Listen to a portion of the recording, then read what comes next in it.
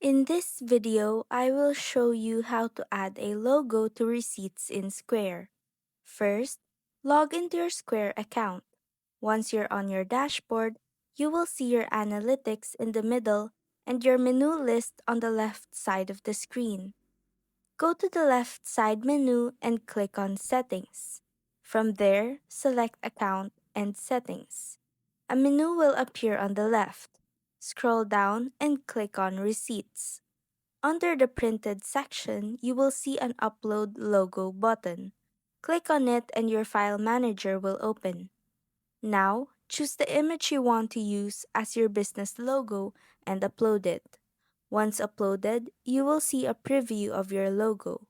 If everything looks good, just click Save. Your logo will now appear on your printed receipts. And that's how to add a logo to receipts in Square.